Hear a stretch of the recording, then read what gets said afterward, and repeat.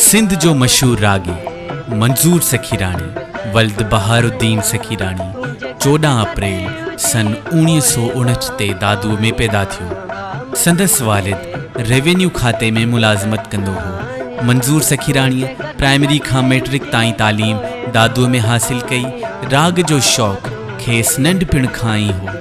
हू नंढपिण में रेडियो तमाम घणे चाह सां ॿुधंदो हो ऐं इहो ई सबब हो जो ही इंटर ताईं तालीम जारी न रखी सघियो ऐं मुकमल तौर राग तरफ़ लाड़ो कयाईं। मंजूर सखीराणीअ राग जी तरबियत पंहिंजे दौर जे क्लासिकल गवैये उस्ताद कुदरतुल्लाह खान खां हासिल कई।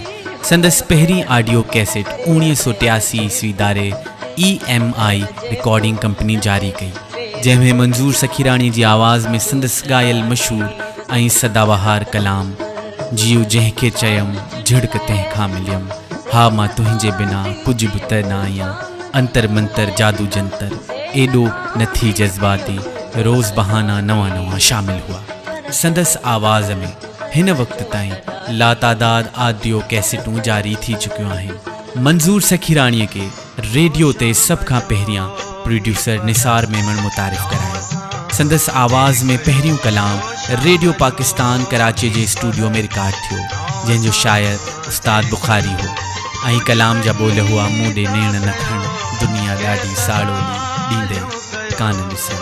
चयो वञे थो त उस्ताद बुखारीअ जो रेडियो ते रिकॉर्ड थींदड़ ही पहिरियों कलाम हो जेको बेहद मक़बूल थियो। मंजूर सखीराणीअ खे टेलीविज़न ते प्रोड्यूसर एजाज़ अलीम उकेलीअ मुतारिफ़ करायो। मंजूर सखीराणी टीवीअ ते सभ खां अॻु शम्स उकेलीअ जो आज़ाद नज़म रिकॉर्ड करायो।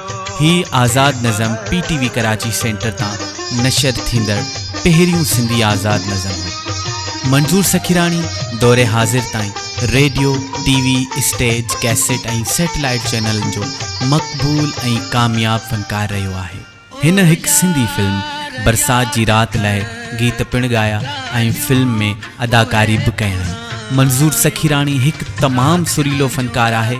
ही सिंध जे काफ़ी जदीद शाइरनि जी शाइरी ॻाए चुको आहे, पर उस्ताद बुखारी, अली गुलसांगी, अब्दुल गफ़ार तबस्सुम ऐं अनवर कंबराणीअ जा कलाम घणा ॻाया अथई। मंजूर पूरे पाकिस्तान समेत दुबई, शारजा, भारत, सऊदी अरब में बि पंहिंजे फ़न जा जोहर ॾेखारे चुको आहे। मंजूर सखीराणीअ खे कुझु साल अॻु धाड़ेलनि अगवा कयो हो, पर खेनि कलाम ॿुधाए आज़ादु थियो।